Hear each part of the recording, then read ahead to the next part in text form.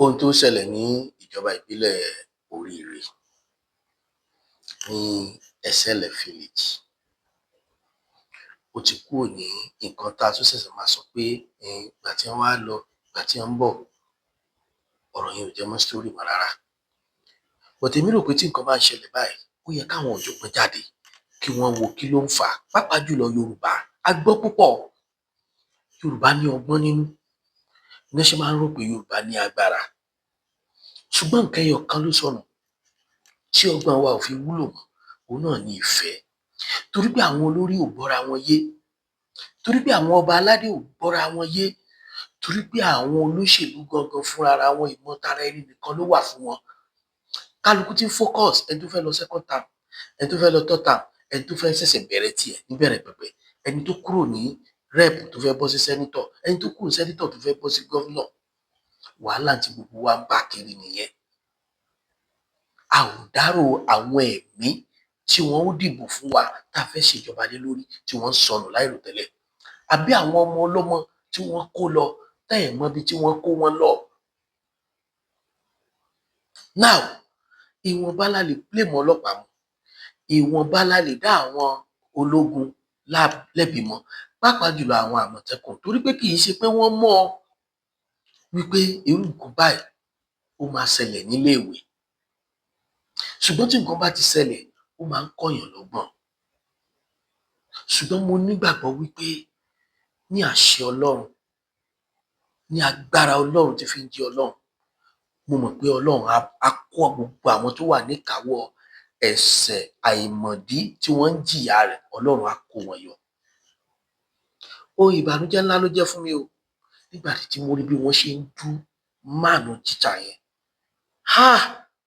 Kábíyèsí rẹ̀ Ọlọ́run, àwọn pípù yìí náà dẹ̀ ní ẹ̀mí kan. Irú ìgboyà wo ni, irú ìfọkànbalẹ̀ wo ló wà fún wọn? Ibẹ̀ yẹn kọ́ ni mò ń lọ. Ẹ̀yin ìjọba, kí ló dé tẹ̀ ń lùlù bámúbámú mo yó?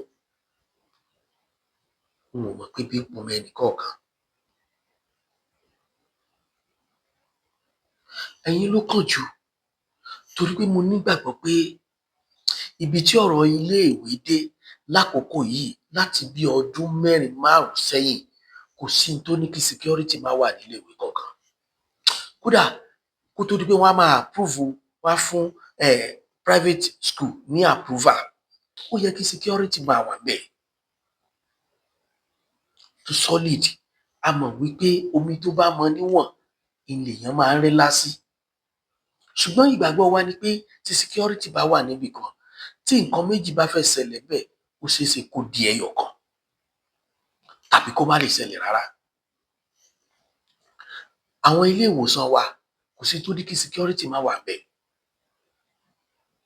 Àwọn ibì kọ̀ọ̀kan tó jẹ́ àpéjọ tá a ti lè péjọ. Ká má focus báǹkì nìkan, torí pé n tá a fi ń ṣọ́ owó, a kì í fi ń ṣọ́ ẹ̀mí. Tó bá jẹ́ pé n tá a fi ń ṣọ́ owó, a fi ń ṣọ́ ẹ̀mí ni, gbogbo àwọn ààyè kọ̀ọ̀kan tí ìkójọ máa ń wà yìí, ló yẹ kí ìjọba máa provide security síbẹ̀. Èyí tó bá dẹ̀ jẹ́ private, àwọn tán bá ní, dandan ni fún wọn láti gba security bí ò ju 2-3 lọ. Wọ́n láǹfààní àti gba local security, wọ́n dẹ̀ láǹfààní àti gba àwọn tó jẹ́ security tìjọba. Kódà kó má ju civil defence lọ, wọ́n dẹ̀ fi àmọ̀tẹ́kùn kún, pàápàá jùlọ nílẹ̀ Yorùbá wa ńbí. Kí ló ṣẹlẹ̀? Láti irú iléèwé yẹn ńsìn, ṣé ẹ fẹ́ sọ fún mi pé ó lè padà bọ̀ sípò mọ́? Pẹ̀lú àwọn ọmọ kéékèèké tí wọ́n ṣẹ̀ṣẹ̀ ń jí bọ̀ nídìí orí ẹní wọn. Àwa gan tí a bá wọn kẹ́dùn yìí tá à ń pariwo yìí, ọkàn tiwa gan ò balẹ̀, torí pé afẹ́fẹ́ tó fẹ́ tó wọnú yàrá tó lọ káṣọ, ẹni tó sùn sí, tó wọ tiẹ̀ sọ́rùn, ogun ò gbọdọ̀ sáfínra mọ́ báyìí. Now, ibo làwọn nǹkan yìí tí wọ́n wá?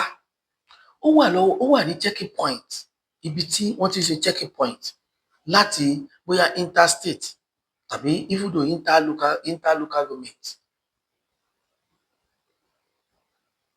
Because àwọn trailer tó máa ń kó nǹkan wọn kì í cross check àwọn tírélà yẹn. Tírélà máa ń lọ free ni, kò séèyàn kankan tó ń disturb tírélà débi wípé tí káà bá ń lọ níwájú tó fẹ́ dé checking point, tó bá yẹ pé tírélà ló wà lẹ́yìn ẹ̀, wọn ò ní lè dá káà yẹn gan dúró torí wọn ò ní fẹ́ fẹ̀mí káà yẹn ṣòfò. Ṣẹ́bi ọlọ́pàá ni àbẹ́bí àwọn tírélà, àbí òfin wo ló wà? Gbogbo àwọn machine táwọn people yìí ń lò, ṣé bíbì kan ni wọ́n ti ń gbà á? Ṣé bíbì kan ni wọ́n ń gbé gbà? Tí tírélà bá gbé machine tó so machine 10, mi ò tí ì ríbi tán ti dá wọn dúró rí tán ti challenge wọn pé ibo lẹ ti ń gbé bọ̀, ìwé rẹ̀ ńkọ́? Ṣùgbọ́n tẹ́ni tó gun tiẹ̀ bá gùn báyìí, ẹlòmíì wọ́n fẹ́ lè ja ẹlòmíì sábólongo lẹ́sùn kó gun machine. Mi ò wá mọ̀ bóyá òfin tó mú àwọn tó ń gun machine, bóyá kò mú àwọn machine tó máa ń wà lórí tírélà yẹn, bóyá òfin tó mú káà tó ń dá dúró, òfin tó mú 18 passenger àwọn bus tó ń dá dúró, kí ló tó fìyẹn ò mú tírélà? Àwọn pípù yìí ibì kan náà ṣáà ti ń wọ mọ́tò lọ síbì kan, kì í ṣe pé bóyá wọ́n ń fẹsẹ̀ rìn. Ẹ̀bi tìjọba nìyẹn, ẹ̀yin aláṣẹ wa, ìjọba olóṣèlú là ń ṣe. Ó dẹ̀ dùn mọ́ mi pé gbogbo fídíò tá à ń ṣe yìí kò possible kí kankan má máa gba etí yín kọjá ńbẹ̀. Ẹ má jẹ́ kí ìfẹ́ tara yín nìkan, ìfẹ́ pé mo fẹ́ ṣe primary election, ìfẹ́ pé wọ́n fẹ́ ṣe consensus, ìfẹ́ pé èmi ni mo fẹ́ lead, èmi ni mo fẹ́ síwájú. Ṣéfẹ́ wa náà lẹni sà tẹ́ fi ń da 50 million lẹ̀ tẹ́ fi lọ gba fọ́ọ̀mù? Ṣéfẹ́ aráàlú náà ni? Ẹ bẹ̀rù Ọlọ́run. Ṣé báwa tẹ́ fẹ́ ṣèjọba lé lórí náà ni? Tá a bá wá kú tán, ta ló kù? Mi ò mọ̀ báwọn tí wọ́n kidnap yìí gan, báwo lọmọ mínísítà, ọmọ sẹ́nítọ̀, ọmọ rẹ́ẹ̀pù, báwo làwọn ṣe ń escape tó fi jẹ́ pé àwa ọmọ aláìlẹ́nìkan ni wọ́n wá ń pa nípakúpa.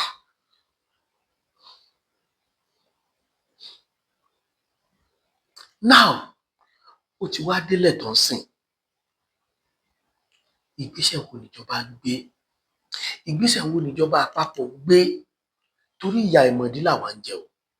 Bó tilẹ̀ jẹ́ pé àwọn kan rò wípé torí pé election ń bọ̀ ni kíní ẹ̀ ti tún le sí ló fi di gbọmọgbọmọ. Back to ẹ̀yin ọba aládé wa, tó bá ṣe pé a láǹfààní láti bá àwọn ìjọba sọ̀rọ̀, a ṣáà láǹfààní láti bá ẹ̀yin orí adé ilẹ̀ Yorùbá sọ̀rọ̀. Ṣé ẹ rí i pé àìrìnpọ̀ ní jọmọ ejò níyà? Yorùbá lọ́gbọ́n, Yorùbá dẹ̀ ní agbára. Ó kàn jẹ́ pé ta ló fẹ́ síwájú ogun? A ti fi ọ̀rọ̀ ẹnu, pàápàá jùlọ àwa tá wà lórí social media, a ti fi ọ̀rọ̀ ẹnu a ti fi dàárín àwọn ọba aládé rú. A ti fi ọ̀rọ̀ ẹnu a ti fi dàárín àwọn tí wọ́n tún lè ràn wá lọ́wọ́, a ti fi ọ̀rọ̀ ẹnu a ti fi dàárín wọn rú. Inú mi dùn pé èèyàn kan ó rí comment kan, ó paste, ó wá send ẹ̀ sí mi. Wọ́n wá tún send voice note sí.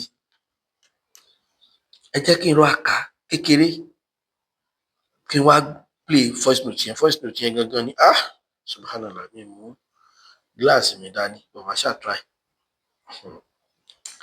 I just listened to your program this afternoon where you put the Tell magazine with the picture of Chief Gani Adams during the dark day of OPC. Sir, you and other talkers like Gbagede, Baba Sokoti, Awikoko, Talolorun, Baba Ekiti, and others, like some of good and committed ladies. Okay, ẹ má jẹ́ kí n lọ fà. Okay, nítorí sàfẹ́ fàyọ̀ ń bẹ ni pé àwọn yìí wọ́n lè struggle láti make a peace láàrin ilẹ̀ Yorùbá, then lórí ọ̀rọ̀ security ní South West and generally of Nigeria. All our peace-loving kings elders like Baba Akintoye and our governors in South West. Wọ́n rí wa bíi pé àwa tá a jẹ́ sọ̀rọ̀sọ̀rọ̀ lórí afẹ́fẹ́, wọn kà mí mọ́ wọn o. Àwọn kan náà wà tán kà mọ́ wọn. That's why tí mi ṣe fẹ́ kà ká lọ títí torí pé ẹni tó sọ̀rọ̀ yẹn wípé àwọn kan tó pick àwọn náà mọ nǹkan tó rí but kì í ṣe pé gbogbo àwọn tó ń contribute sí ọ̀rọ̀ Yorùbá lórí social media kì í ṣe pé gbogbo wọn náà ló lólùfẹ́ Yorùbá àwọn pípù yìí náà ni wọ́n ń jẹ́ kí àárín olóyè Sunday Igboho àti Ìbà Gani Adams ni wọ́n ń jẹ́ kí ọ̀tá wọn gòkè sí ojoojúmọ́ so àwọn ni wọ́n lọ pín factions láàrin wọn because mo nígbàgbọ́ pé táwọn pípù yìí táwọn kò bá máa ríra pípé àwa là ń ṣe ti bàbá wa Ọọ̀ni àwa là ń ṣe ta Láàfin tí kálukú ó máa pa ìtàn tẹnu bàbá ńlá kú bàbá rẹ̀ ò pa láti fi bà nǹkan jẹ́ tí kì í ṣe ìtàn tó lè tó nǹkan sí kí ló ṣe gbogbo àwọn tó pera wọn ní sọ̀rọ̀sọ̀rọ̀ yìí tán ní làákàyè ìjòrò wa yìí lọ kí ló tàn sí platform kẹ́nìkan tiẹ̀ sọ máa gbogbo wọn síbẹ̀ kó wá jọ máa discuss pé ókè o ẹ jẹ́ ká lo gbogbo agbára tá a ní so possible kí gbogbo àwọn tí wọ́n list yìí kí wọ́n wá kóra wọn kí wọ́n lọ sọ́dọ̀ bàbá wa Ọọ̀ni kí wọ́n lọ sọ́dọ̀ kábíyèsí Aláàfin kí wọ́n lọ sọ́dọ̀ bàbá wa Ládọjà kí wọ́n wá pe gbogbo àwọn ọba yẹn sí meeting wọ́n wá sọ fún wọn pé àwọn tó bá ń jẹun lórí social media tó pé tó fi ń jẹun nìyẹn wọn ò ní gbàdúrà kí peace wà wọn ò ní gbàdúrà kí peace reign wọn ò ní gbàdúrà rẹ̀ àìmọye nǹkan lẹ lè sọ tẹ́fì lè ní traffic lórí péèjì yín kí ló tẹ̀ ń jẹun lọ́nà èrò kí ló tẹ̀ ń jẹun lọ́nà kí tẹnìkan bàjẹ́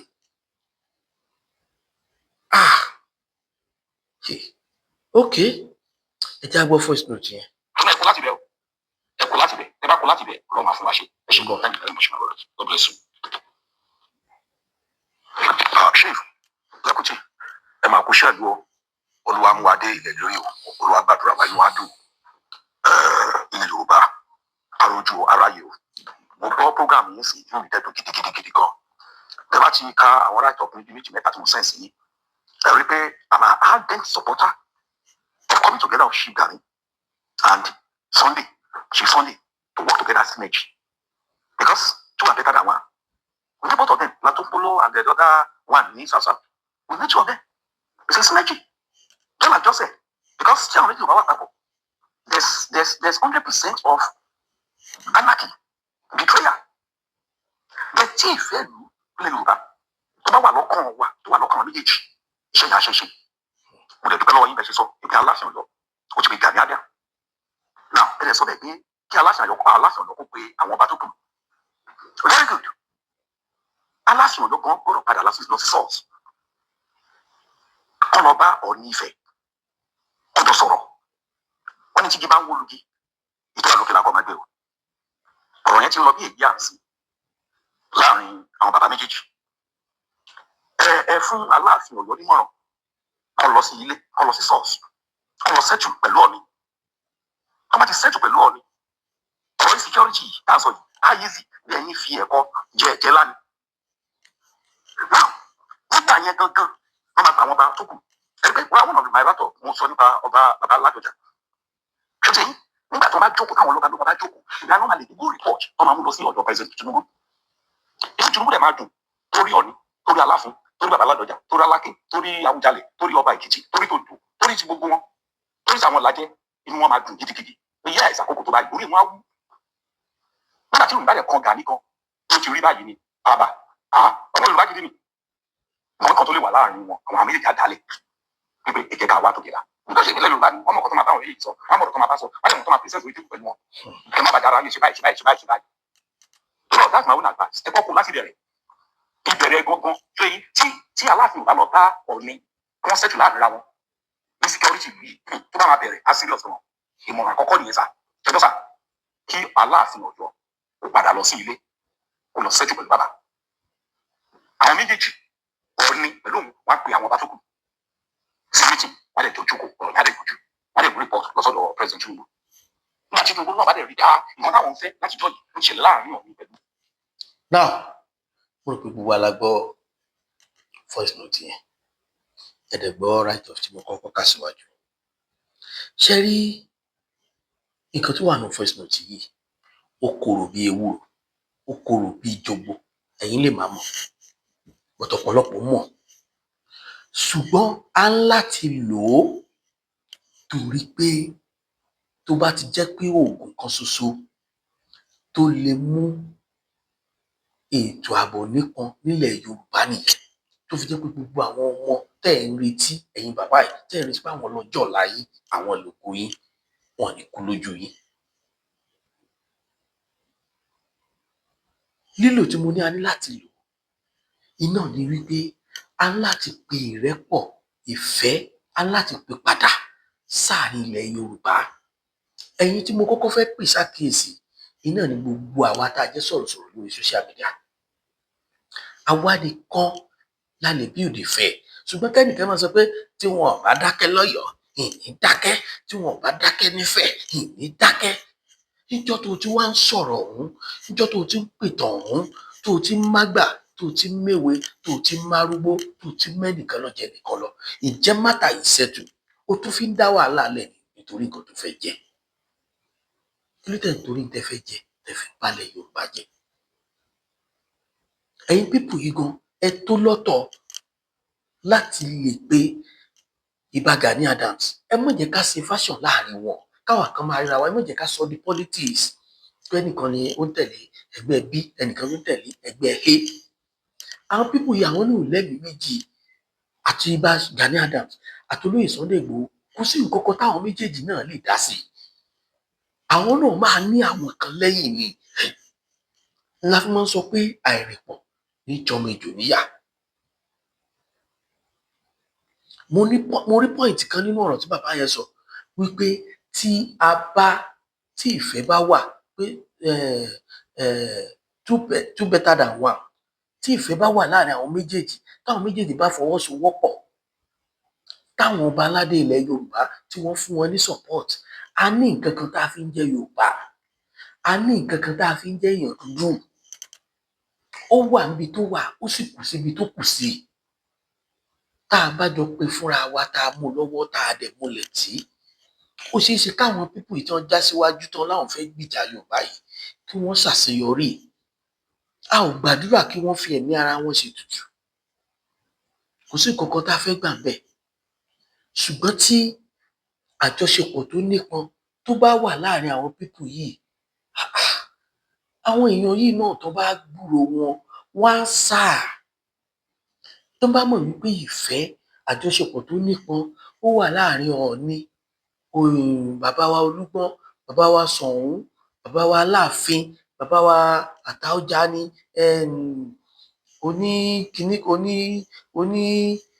onísàbẹ̀ni, oníkiní kankan sá, gbogbo àwọn ọba aládé tilẹ̀ Yorùbá, tó bá mọ̀ pé ìfẹ́ wà láàrin wọn, kálukú mọ̀ bó ṣe máa protect ilẹ̀ Yorùbá.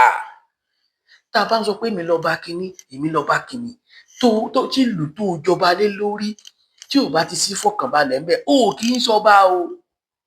Ìlú tó jọba lé lórí tó bá ti ń jiyàn gbé ńbẹ̀, tó ò ní ipa kankan tó lè kó, ó kì í ṣọba o.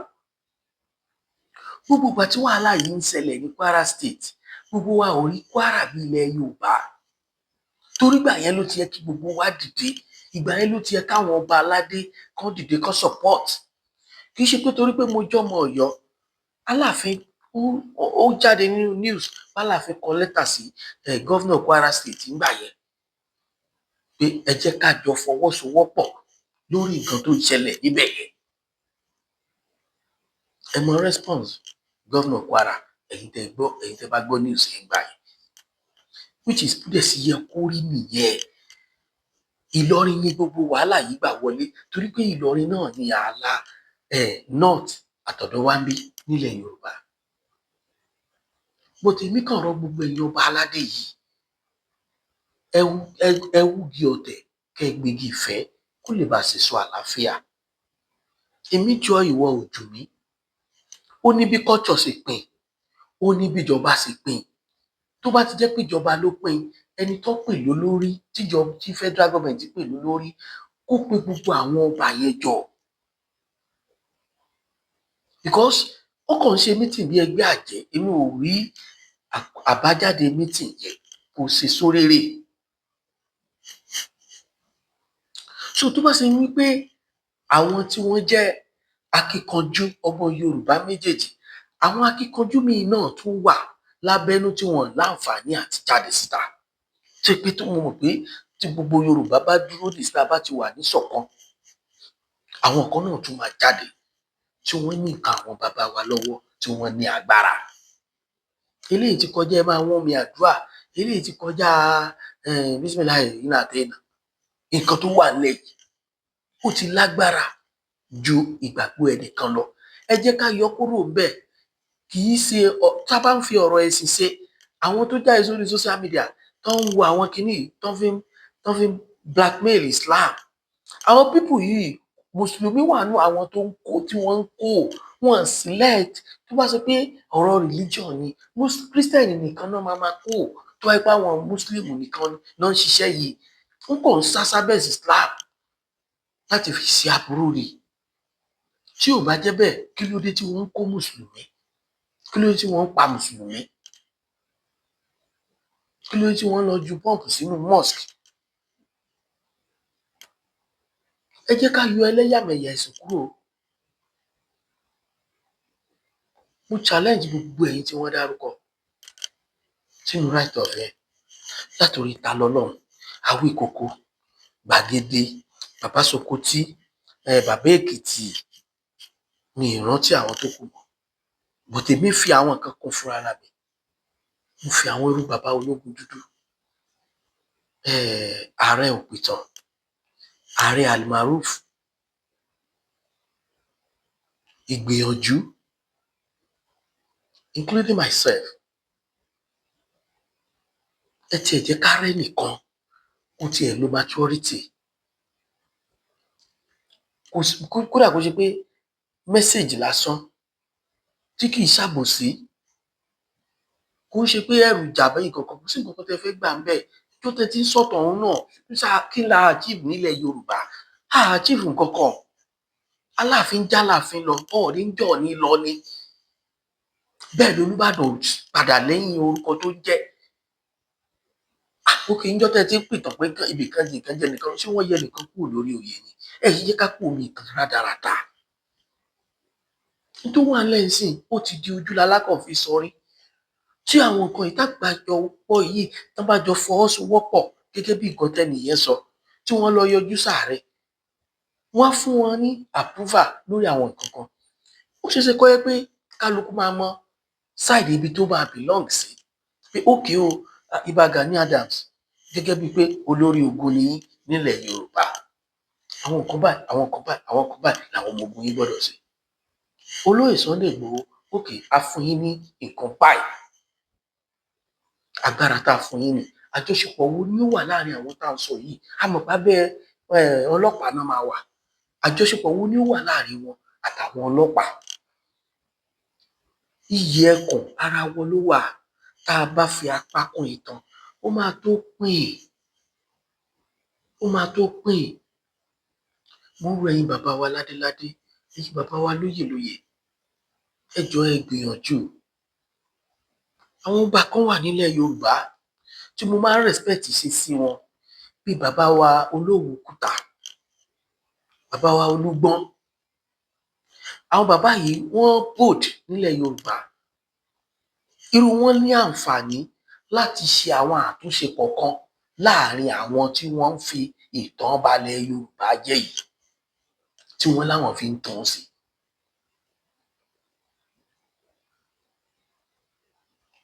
Gbogbo àwọn ẹbí tọ́rọ̀ ẹ̀ ṣẹlẹ̀ tó kàn, Ọlọ́run á bá mi rọ̀ yín lójú o. Ọlọ́run á bá mi dá gbogbo àwọn ẹbí yín padà láyọ̀ àtàlàáfíà. Ọlọ́run á wá bẹ̀rẹ̀ abẹ̀bẹ̀ fún ìṣọ́ rẹ̀, ààbò rẹ̀ lórí ẹnì kọ̀ọ̀kan wa, àtàwa àtẹbí wa. Wọ́n jà bọ̀wọ̀ lọ́wọ́. A máa jáde, a máa wá tá jẹ káàkiri. Wọ́n jà pàdé tí ó jẹ wá o. Gbogbo ẹni tẹ́ wá wà ní diaspora, tẹ́ ń fìfẹ́ hàn sí wa, irú ẹni tó send kìíní sí mi kò sí Nàìjíríà.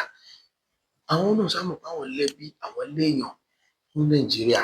Ìwọ ní Yorùbá máa sọ pé tẹ́ ẹ bá ní kó kàn wá, ó lè kẹ́ni tí ó kàn wá. Ọlọ́run á bá wa fi sọ ẹ̀ṣọ́ yìí náà.